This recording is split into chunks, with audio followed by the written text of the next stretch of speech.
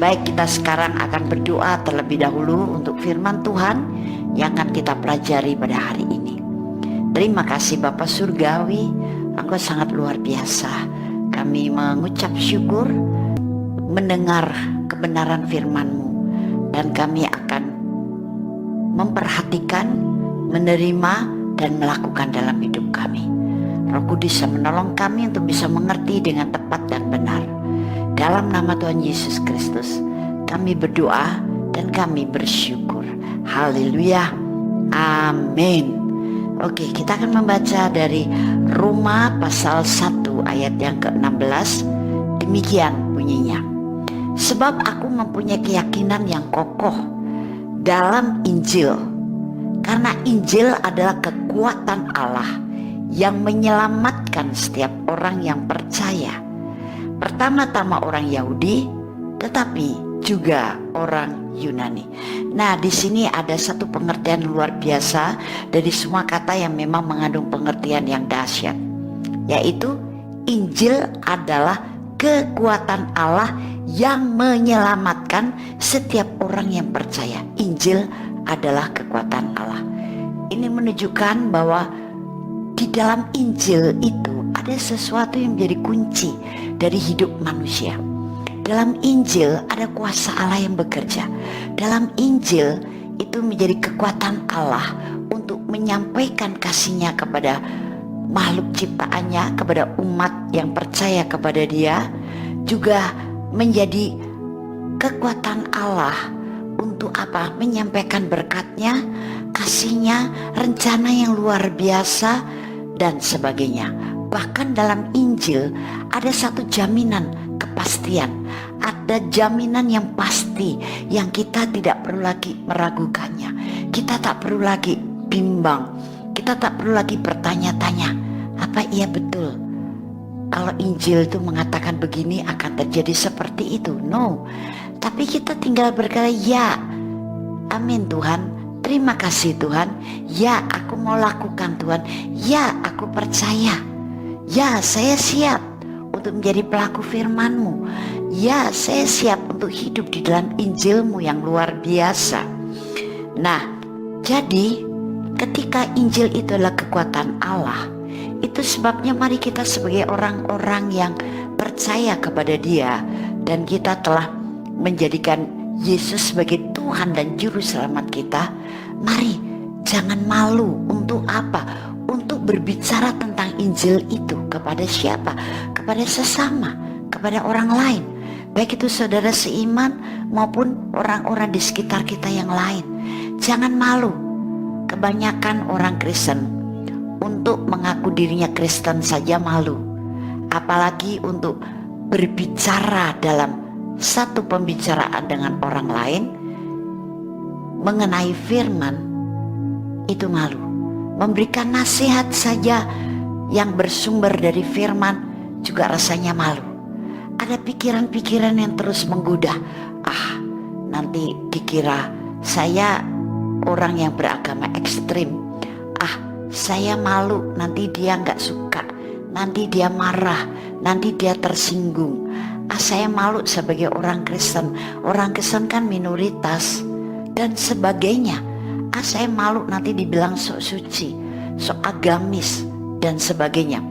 Begitu banyak godaan yang dilepaskan oleh si iblis untuk supaya mulut kita terkatup dengan baik, memberitakan tentang Injil atau mengatakan tentang apapun perkataan Allah di dalam Injil itu, apapun dikerjakan Allah di dalam Injil itu.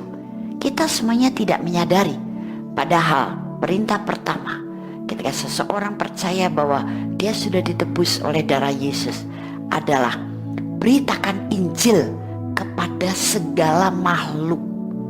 Kemudian berikutnya, jadikanlah semua bangsa muridku dan ajarlah mereka melakukan apa yang sudah kuajarkan kepadamu. Tapi banyak tentang hal ini itu diabaikan oleh orang Kristen. Salah satunya, bukan hanya satu-satunya, ada perasaan malu. Padahal firman mana sih yang akan menjerumuskan manusia? Firman mana akan menasihati seseorang dalam dosa yang paling kotor atau keterpurukan yang paling rendah sekalipun, itu akan menghancurkan hidupnya atau malah justru membawa dia lebih dalam lagi berkecimpung dalam dosa. Tidak pernah, karena firman itu adalah kebenaran yang memerdekakan kita, menguduskan kita, memperlihatkan jalan yang Tuhan sediakan pada kita, menjadi jawaban untuk setiap masalah. Dan bahkan itulah hikmat Allah, itulah pikiran Allah yang perlu dimengerti oleh setiap manusia, sehingga manusia bisa sehati dengan Allah Sang Penciptanya. Tidak selalu bersungut-sungut, tidak memberontak, tidak menolak, hidupnya tidak bertentangan dengan kehendak Allah, dan bahkan hidupnya mencerminkan sebagai orang yang betul-betul dia percaya ada Allah yang Maha Kuasa. Nah, Paulus dalam Efesus 6 ayat 19 sampai dengan 20 itu merupakan satu permohonan dari Paulus kepada jemaat atau anak-anak rohaninya supaya mendukung dia dalam doa untuk dia semakin punya keberanian berbicara tentang Injil. Berbicara tentang Injil di sini yang dimaksud adalah segala hal hukum kerajaan Allah yang ada dalam Injil, yang menjadi pedoman bagi setiap manusia, yang menjadi pelita, yang akan menerangi langkah kaki hidupnya, menjadi jawaban, menjadi panduan setiap manusia untuk hidup sekarang maupun hidup yang akan datang. Paulus sudah berani memberitakan tentang hal ini, tapi dia masih minta dukungan supaya lebih berani lagi, lebih berani lagi. Karena apa? Paulus begitu yakin akan kebenaran dalam Injil itu, dan ketika dia memberitakan firman yang ada dalam Injil itu, dia tahu kekuatan Allah akan meneruskannya, kekuatan Allah akan memampukannya, kekuatan Allah akan menyelamatkan umat manusia, kekuatan Allah akan membawa keluar orang manusia dari masalahnya, kekuatan Allah akan memberi manusia mengalami kemenangan, mengalami kemerdekaan, mengalami jaminan, mengalami kepastian, mengalami kasih-Nya yang luar biasa. Nah, itu sebabnya Paulus pengen lebih lagi berani, pengen lebih berani. Tahun ini saya katakan bahwa Tuhan memberitahu kami ketika doa, yaitu bahwa tahun 2022 adalah tahun breakthrough dalam segala hal, baik itu breakthrough dalam hal materi, jasmani, tapi juga rohani. Jadi orang Kristen yang malu untuk berbicara tentang kebenaran yang dalam Injil, itu berarti masih tertutup, tertawan, terbelenggu. Tapi tahun ini adalah merupakan tahun breakthrough yang diberikan oleh Tuhan, yang menjadikan sekarang orang-orang Kristen yang semacam ini mengalami terobosan untuk mulai berani, dan Tuhan akan membubuhkan urapan untuk memampukan kita. Dan Tuhan juga kerjasama dengan kita, kuasanya juga menyertai kita. Don't worry, jangan merasa malu. Dan juga terobosan dalam mungkin keuanganmu. Kemarin 2 tahun kita harus berada di rumah karena pandemi, mengalami gangguan dalam hal keuangan, mengalami gangguan dalam hal pekerjaan, bisnis, usaha, dan tugas-tugas yang lain. Tapi tahun ini sungguh, karena Tuhan selalu menyertai kita, dan doa-doa kita orang percaya yang terus beriman berkata bahwa pandemi sudah selesai di Indonesia, bahkan seluruh dunia. Kami sudah menang, dan Tuhan yang memberikan kemenangan itu terjawab karena kita berdoa kepada Tuhan yang hidup, Yesus Kristus namanya. Nah, kita sekarang mengalami breakthrough. Kita kemarin mungkin agak terkurung karena susah untuk bergerak ke sana kemari. Ada aturan-aturan yang protokol yang harus kita ikuti sebagai seorang yang Kristen yang berhikmat dan bijaksana. Tapi sekarang adalah breakthrough keuangan, juga breakthrough pekerjaanmu, breakthrough pelayananmu, terobosan juga lagi. Dan kemudian keluargamu mungkin sedang mengalami masalah, problem, juga akan mengalami terobosan. Anakmu yang belum mau bertobat akan mengalami terobosan. Dengan cara Tuhan yang sangat ajaib akan membuat anggota keluarga kita yang belum bertobat sampai akhirnya mau bertobat. Mungkin suami kita, mungkin istri Anda, mungkin saudara yang lain. Nah, ini adalah tahun terobosan. Dan ingat bahwa terobosan yang kita jalani berdasarkan iman dan kekuatan Allah. Dan kekuatan Allah itu ada dalam Injil, di mana ketika firman dalam Injil kita beritakan, kita katakan, kita wartakan, maka disitulah kekuatan Allah menyertai kita unlimited. Bahkan dia akan menyertai kita dengan tanda-tandanya yang ajaib. Itu sebabnya jangan lebih suka untuk tidak menceritakan identitas iman kita, termasuk tidak menceritakan tentang firman di dalam Injil, karena di situ kekuatan Allah akan bekerja kepada kita dengan sangat luar biasa. Kita akan membaca firman Allah dari Efesus pasal 3 ayat yang ke-20. Bagi dialah yang dapat melakukan jauh lebih banyak daripada yang kita doakan atau pikirkan, seperti yang ternyata dari kuasa yang bekerja di dalam kita.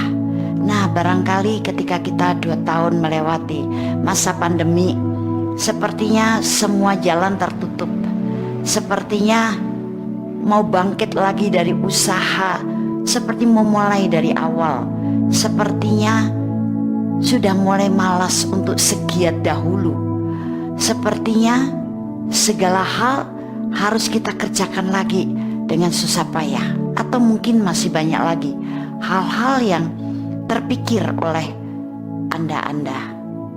Tapi ketika kita di dalam Tuhan Yesus dan hati kita berpaut kepada Dia, dalam arti berpaut pada Dia, memang kita tuh percaya penuh kepada Dia. Allah bisa melakukan segala sesuatu bahkan lebih besar dari yang kita doakan, kita pikirkan loh. Allah bahkan bisa melakukan kejutan-kejutan yang di luar pemikiran kita, di luar angan-angan kita. Allah bahkan bisa melakukan hal yang spektakuler. Jadi jangan merasa terpuruk terlebih dahulu, jangan malas untuk memulai lagi, jangan kehilangan semangat.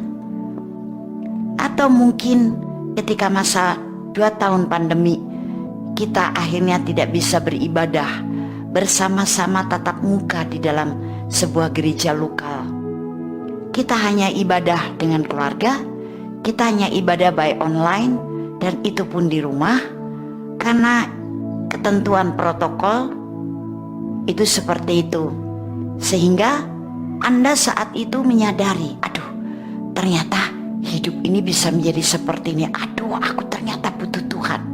Dan Anda dengan segenap hati, dengan sungguh-sungguh betul-betul beribadah, betul-betul mendekatkan diri pada Tuhan, betul-betul bersimpu di kaki Tuhan. Tapi sesudah sekarang ada kelonggaran-kelonggaran, dan kemudian Anda mulai disibukkan lagi dengan kegiatan rutinitas sebelum masa pandemi 2 tahun ini, maka Anda kemudian sudah tidak seheboh, sesemangat ketika masa pandemi. Anda betul-betul dengan Tuhan itu merasakan kebutuhannya, merasakan semangatnya.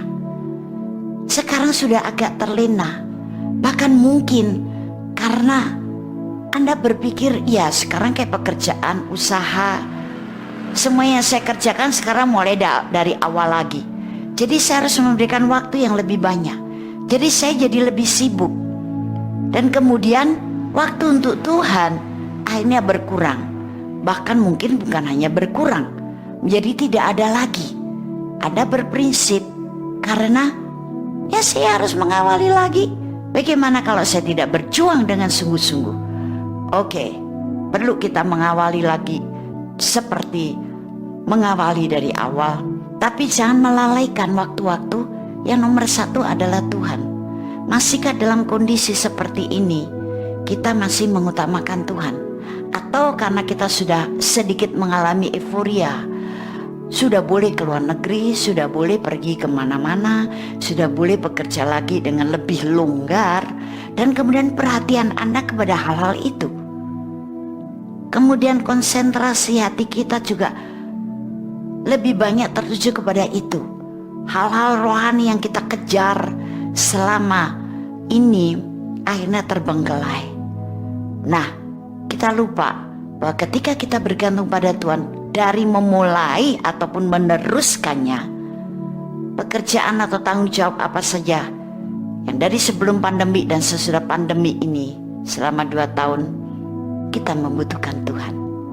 Karena campur tangan Tuhan, kebersamaan Tuhan, kerjasama Tuhan dengan kita, itu akan sanggup melakukan jauh lebih besar daripada yang kita pikirkan dan kita doakan, daripada yang kita kerjakan. Ingat itu. Jadi Tuhan memang tetap harus yang terutama, harus tetap nomor satu. Di tengah kesibukan yang harus kita mulai sekarang, di tengah euforia yang dikarenakan kita sudah mengalami sedikit keleluasaan, tapi Tuhan tidak boleh dinomorduakan. Tuhan tidak boleh disingkirkan ke samping, kiri atau kanan, atau kalau ingat saja. Tapi Tuhan tetap number one, nomor satu, terutama. Bahkan katakan ya untuk firman Tuhan yang berkata, hidupku bukan aku lagi, tapi Yesus yang hidup dalam aku. Kemudian katakan ya kepada firman yang berkata, hidup bagiku adalah Kristus.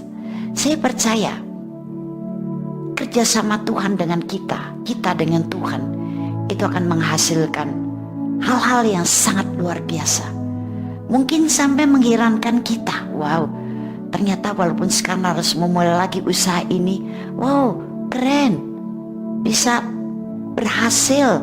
Ini semuanya karena apa? Karena Tuhan. Semua dari Tuhan, oleh Tuhan, untuk Tuhan. Dan kita tetap perkuat waktu-waktu doa kita, kehidupan doa kita, secara pribadi maupun kebersamaan. Kita harus tetap perketat mendisiplin waktu-waktu doa kita, bukan kemudian menjadi longgar kehidupan doa kita karena sekarang sudah mengalami agak kelonggaran dari situasi pandemi yang harus di rumah terus 2 tahun kemarin. Jangan sampai kendor semangatmu bila rohmu tetap menyala-nyala, kerajinanmu tidak kendor, dan layanilah Tuhan. Doa-doa pribadimu tetap itu menjadi nafas kehidupanmu, seperti apa yang dikatakan oleh Paulus dalam 1 Tesalonika 2 ayat 7. Dia memberitahu kepada anak-anak rohaninya bahwa dia adalah ibunya. Ibu apa? Ibu rohani. Walaupun dia seorang pria, tapi dia berfungsi ganda. Dia bertanggung jawab dan dia berperan sebagai seorang ibu untuk anak-anak rohaninya atau umat Allah. Dalam 1 Tesalonika 2 ayat 11, di sini dia menunjukkan peran dan menyebut dirinya Bapak bagi mereka, bagi umat Allah, jemaat atau anak-anak rohaninya. Jadi dia juga berfungsi sebagai bapak dan sebagai ibu. Berarti dia sangat membimbing, memperhatikan kondisi jemaatnya atau anak-anak rohaninya, supaya apa? Anak-anak rohaninya terus menyala-nyala dengan Tuhan, terus mengutamakan Tuhan, terus percaya bahwa Tuhan sanggup melakukan lebih besar, jauh lebih besar daripada apa yang kau pikirkan, kau doakan di tengah situasimu, kondisimu yang kemarin mungkin sempat terpuruk, di tengah masalah rumah tanggamu, keluargamu, di tengah konflik anak-anakmu, atau di tengah kehancuran pekerjaanmu dan sebagainya. Dia tidak ingin bahwa umat Allah atau anak-anak rohaninya menjadi kendor semangatnya dengan Tuhan. Dan pada akhirnya 1 Tesalonika 1 ayat 2 dan juga 1 Tesalonika 3 ayat 10 sampai 13, Paulus mengatakan, aku banyak berdoa karena aku mempunyai pengharapan. Dan doa serta pengharapan itu untuk jemaat Tuhan, untuk anak-anak rohani saya, untuk kalian semuanya. Nah, dalam masa breakthrough ini adalah saat-saat yang kita harus perketat dalam mendisiplin waktu-waktu doa kita. Karena Paulus pun juga menyadari bahwa ini umat Allah harus mengalami pertumbuhan rohani, kemajuan. Nah, salah satunya, ayo perketat jam-jam doamu. Tambahkan waktu-waktu doamu. Berikan hatimu waktu berdoa sungguh-sungguh. Bersekutulah dengan Tuhan secara nyaman, secara iman, dan secara segenap hati. Jadi Paulus, dia ingin umat Allah mengalami terobosan demi terobosan. Tidak stagnan tapi maju, apalagi mundur. Jangan sampai itu terjadi. 1 Tesalonika 5 ayat 27 mengingatkan kita bahwa Paulus pun menuliskan semuanya itu di dalam surat-suratnya. Dan dalam ayat firman Tuhan ini kalau kita baca, Paulus memohon supaya surat-suratnya, di antaranya surat-suratnya juga menyatakan bahwa dia tetap mendoakan umat Allah, jemaatnya, anak-anak rohaninya, bahwa dia adalah posisinya sebagai ibu, bahwa dia posisinya adalah sebagai bapak rohani dan sebagainya. Dia tulis surat-suratnya dan dikatakan, ayo silakan baca surat-suratku tuh di tengah jemaat semua. Baca. Jangan hanya dibaca oleh pemimpinnya, jangan hanya diketahui oleh orang-orang tertentu, tapi seluruh jemaat Tuhan yang di Tesalonika, bacakan itu suratku. Bagaimana isi hati Tuhan, bagaimana isi hatiku kepada Tuhan dan kepadamu, semuanya tertulis dalam surat-suratku kepada kamu, hai anak-anak rohaniku yang ada di Tesalonika. Pada waktu itu jemaat yang diberi kesempatan oleh Paulus adalah hanya jemaat di Tesalonika. Untuk apa? Mendengar suratnya dibacakan. Tapi luar biasa, sekarang bukannya jemaat di satu kota, bukan hanya umat Allah di satu kota, bukan hanya anak rohani Paulus saja yang bisa mendengar surat Paulus yang isinya pewahyuan dari Roh Kudus tentang berita-berita firman di dalam Injil Allah, tentang hukum-hukum kerajaan Allah. Bukan hanya itu saja, tapi seluruh dunia, bahkan bukan yang mendengar, tapi mereka bisa membacanya sendiri. Amazing grace, anugerah yang besar. Ini yang dikatakan bahwa aku sanggup melakukan lebih besar daripada yang engkau pikirkan dan engkau doakan. Mungkin dulu Paulus juga tidak menduga bahwa ini akan menjadi surat yang bisa bukan hanya didengar tapi dibaca, bahkan menjadi menu utama orang-orang yang percaya di seluruh dunia. Bahkan bukan orang percaya saja mau baca, monggo silakan baca. Itu kebenaran, itu adalah jaminan hidupmu, itu adalah nasihat yang berupa kekuatan roh dari Allah. Itu adalah jalan-jalan kehidupan yang dari Allah. Itu pewahyuan daripada roh Allah atau Roh Kudus. Itu rahasia hatinya Allah. Itu ada hukum-hukum kerajaan Allah yang bisa jadi panutan, pedoman dalam kehidupanmu. Silakan semuanya baca, semuanya dengar, seluruh dunia. Bukankah ini lebih daripada yang dibayangkan oleh Paulus? Dulu dia tidak terbayang bahwa itu akan menjadi mendunia. Bahkan bukan hanya bisa dibaca atau didengar oleh orang-orang di seluruh dunia, tapi juga sudah merupakan bagian yang penting dalam kitab suci kita, orang-orang yang percaya kepada Tuhan Yesus. Nah, Allah melakukan jauh lebih besar Jadi ketika Allah berkata, ayo come on, kita melakukan terobosan. Seperti apa yang Tuhan katakan kami, saya dan para pelayan Tuhan di Hope ICC berdoa. Tahun inilah tahun terobosan, tahun breakthrough untuk segala hal. Mari jangan hanya berpangku tangan, bermalas-malasan. Jangan tutup telinga, jangan masa bodoh, jangan pura-pura tidak tahu. Come on, wake up and move again. Bangun dan bergerak lagi. Bahkan bergeraknya bukan jalan pelan dan jalan santai, tapi berlari. Berlari dan berlari, dan engkau tidak akan pernah merasa lelah. Ketika dalam pelarian ini kita berharap kepada Tuhan, Tuhan akan memberikan kekuatan seperti pada burung Raja Wali. Itu kata janji firman-Nya. Nah, jadi bahkan sekarang surat Paulus itu sudah menjadi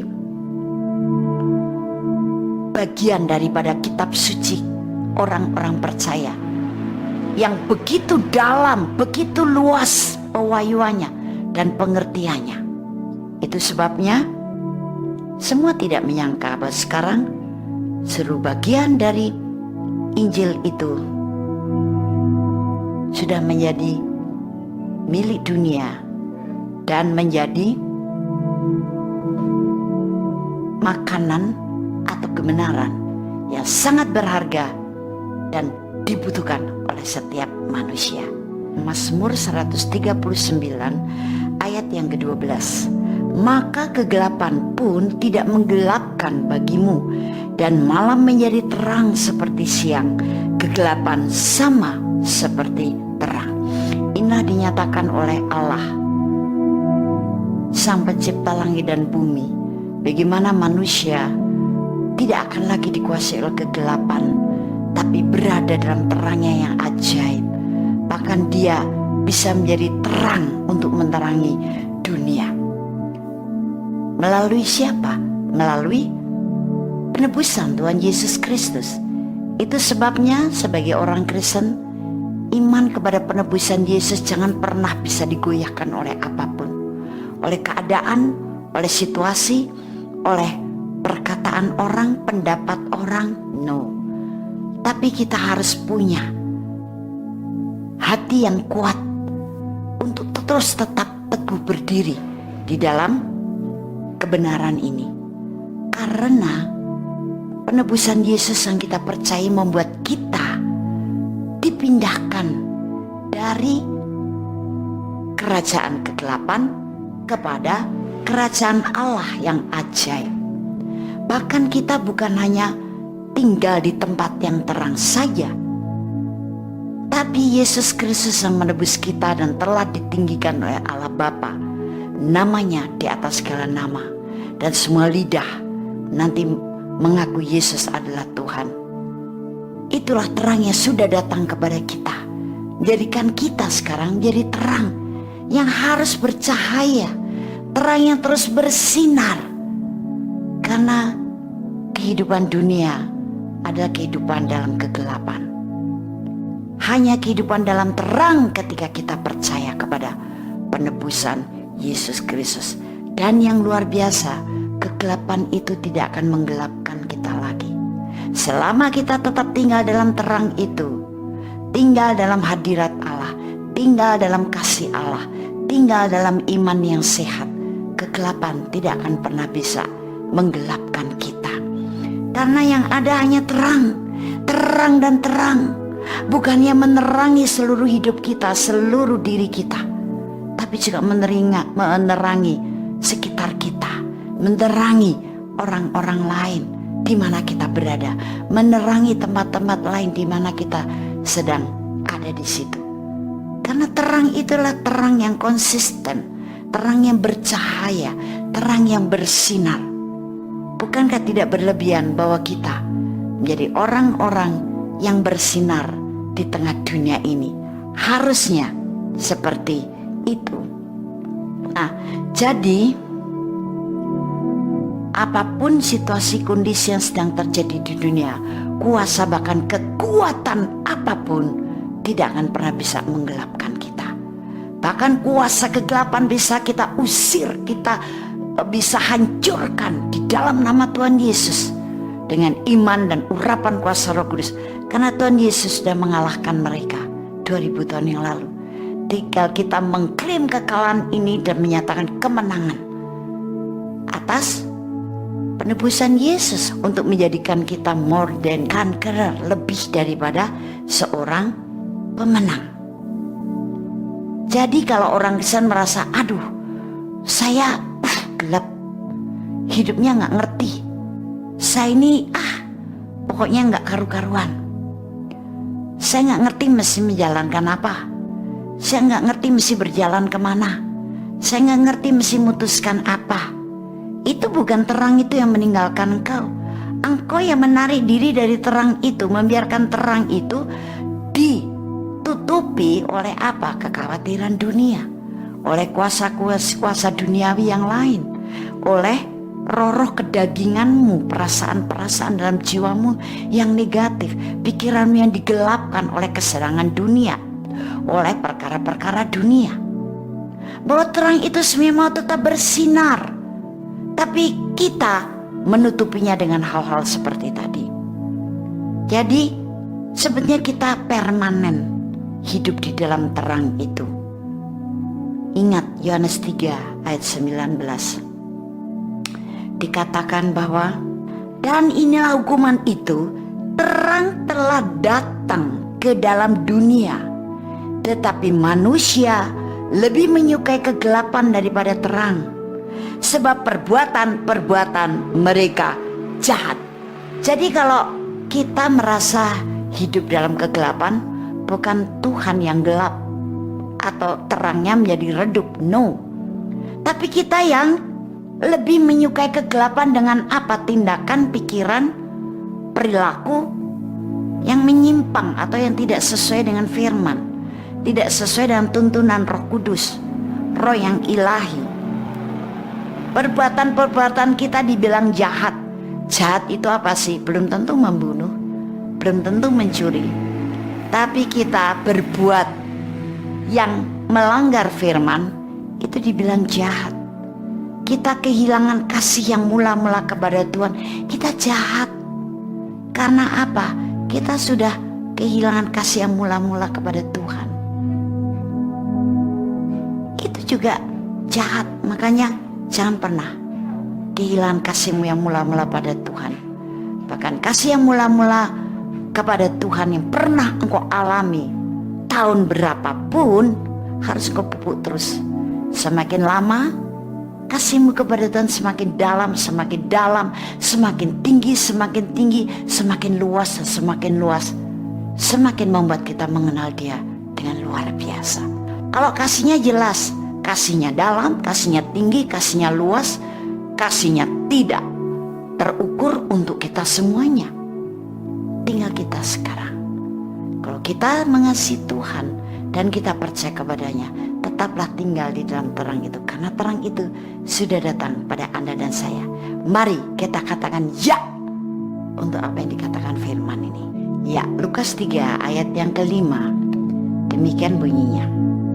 Setiap lembah akan ditimbun dan setiap gunung dan bukit akan menjadi rata.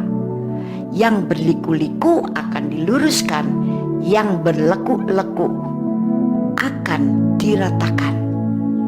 Kemudian ayat yang ke-6 saya bacakan sekalian. Dan semua orang akan melihat keselamatan yang dari Tuhan. Wow, luar biasa. Bagaimana Tuhan itu sanggup meratakan dan meluruskan. Meratakan dan meluruskan siapa? Orang-orang berdosa. Apanya yang diratakan dan yang diluruskan? Orang-orang berdosa dari kehidupan dosanya yang mungkin sudah bertahun-tahun atau sesekali terjadi, atau bahkan sudah mengikat dia. Hal-hal yang tidak sesuai dengan firman Allah sudah memenjarakan dia, tapi Tuhan sanggup meratakan dan meluruskan. Karena hidup orang berdosa itu digambarkan seperti berleku-leku dan berliku-liku. Jadi Yesus Kristus mati di kayu salib, bangkit pada hari yang ketiga. Dia juga meluruskan yang bengkok, berliku-liku, dan meratakan yang berlubang-lubang. Apa maksudnya? Orang yang masih hidup dalam dosa itu kehidupannya tidak sedang berjalan di jalan yang lurus, tapi ada banyak hal, liku-liku jalan yang ditempuh, karena mungkin hidupnya penuh dengan tipu muslihat, penuh dengan akal sendiri, sehingga dia seringkali pakai akal bulus untuk menjalani kehidupan ini. Ada perbuatan-perbuatan yang dilakukan di bawah tangan, dilakukan di belakang. Nah, itu membuat hidupnya berliku-liku, bahkan menjadi tidak rata, berlubang-lubang. Karena begitu banyak sebenarnya kerugian yang terjadi dalam kehidupannya ketika orang ini melakukan dosa. Bahkan lubang-lubang itu bisa terjadi dalam hatinya. Dia mengalami begitu banyak luka batin, sakit hati, goresan, dendam, amarah. Itu membuat hati, dalam tanda kurung adalah jiwa seseorang, menjadi tidak rata. Atau kesombongan, itu membuat dia juga merasa tinggi terus, tidak rata. Atau begitu minder, rendah diri, sehingga dia merasa tidak layak terus. Dia merasa malu, dia merasa tidak bisa apa-apa, dia merasa paling menderita, dia merasa paling bodoh, dia merasa paling lemah, paling tidak mampu, dan sebagainya. Nah, ini semua membuat hidup orang berdosa ini masih berliku-liku, tidak rata, dan kemudian berlubang-lubang, berlekuk-lekuk. Tapi Tuhan sanggup meluruskannya. Tinggal kita mempersilahkan kasih Tuhan, kuasanya, kekuatannya, firman-Nya, pribadi dan kuasa Roh Kudus-Nya itu bekerja di dalam diri kita. Jangan pernah kita mempunyai alasan, ya saya belum bisa meninggalkan satu kebiasaan ini walaupun tahu bahwa itu kebiasaan yang buruk. Karena memang udah bertahun-tahun saya lakukan. Oh, karena susah. No, tidak ada yang susah bagi Tuhan dan bagi orang yang percaya kepadanya. Sama dengan hal yang luar biasa, kita bisa mengatakan nothing impossible untuk Tuhan dan untuk orang percaya. Sama, tidak ada yang sukar bagi Tuhan dan bagi kita orang yang percaya. Percayakan sekarang, jiwamu dibersihkan, jiwamu diluruskan, kedaginganmu itu disucikan, dikuduskan, dan sekarang rohmu dipimpin oleh Roh Kudus, dan panduan hidupmu adalah firman Allah. Tinggalkan kehidupan yang berliku-liku, berkelok-kelok, dan kehidupan yang kita jalani dengan begitu banyak lubang-lubang yang kita biarkan. Bahkan kadang-kadang kita memaklumi diri sendiri, ya namanya juga hidup di dunia. Allah ingin loh, penebusan Yesus itu membuat engkau mengalami pemulihan secara total dan sempurna. Bahkan selagi engkau lahir baru, selagi engkau masih tinggal di dunia, bukan nanti ketika sudah meninggalkan dunia baru engkau kelihatan bersih, kelihatan disempurnakan. No, dari mulai sekarang, now. Dia terus akan mendandani kita, dia akan mempersolek kita, dia akan mempercantik kita, dia akan membuat kita bersinar, dia akan membuat kita berlari di jalan yang lurus, dia akan membuat kita sekarang menyala-nyala, dia akan membuat kita berhasil apa yang kita kerjakan bersama dengan dia. Dia akan membuat kita tertawa terus. Itu sebabnya dia memberikan roh sukacita kepada kita. Dia akan membuat kita supaya tetap hidup dalam ketenangan, damai sejahteranya, sehingga Yesus memberikan damai sejahteranya sendiri, bukan dari dunia, buat kita. Nah, kita membereskan diri kita. Tahun 2022 engkau harus mengalami terobosan atau breakthrough, seperti apa yang Tuhan katakan ketika kami dari Hope ICC berdoa bersama-sama. Terobosan untuk kemalasanmu, terobosan untuk engkau bisa hidup dalam kekudusan, menjalani kehidupan dalam roh, dalam firman Tuhan, menjalani seperti apa yang dikehendaki Allah Bapa, menjalani layaknya orang yang sudah bertobat dari dosanya kepada Tuhan Yesus sebagai penebus dan juru selamat umat manusia. Mari terobosan ini kita lakukan untuk kita bisa menghasilkan buah, baik buah pertobatan, buah roh, dan buah pelayanan yang baik. Nah, 2022 biar buah itu betul-betul buah yang baik, sehingga ketika kita sekarang sudah membereskan diri sendiri, karena Tuhan mengasihi kita bukan oleh hasil usahamu dan kekuatanmu engkau menjadi beres, tapi dengan pertolongan, kasih dan kuasa urapan Tuhan kita bisa dibereskan, asal kita menyerah, asal kita welcome kepada Tuhan, kepada firman-Nya, kita percaya dan kita tinggal di dalamnya. Sehingga sekarang kita juga mengalami breakthrough atau terobosan. Kita juga sekarang membereskan orang lain. 2022 harus mengalami kemajuan di antara kita. Mungkin dosa itu terjadi di tahun 2020 dan 2021 saking banyak nganggurnya. Nah, sekarang kita sudah lebih mengalami keleluasaan menjalani kehidupan di dunia ini, karena puji Tuhan doa-doa kita orang benar itu menghasilkan jawaban Tuhan. Pandemi mulai surut dan kita akan terus berdoa mengawal Indonesia ini dalam doa yang sehati di antara anggota tubuh Kristus, supaya betul-betul pandemi apapun di Indonesia bahkan seluruh negara menjadi zero, menjadi nihil, menjadi nol, menjadi kosong, menjadi bersih, clear. Nah, itu sebabnya tahun 2022 gegap gempitalah untuk melakukan breakthrough, dan Tuhan berkata, aku yang akan melakukannya.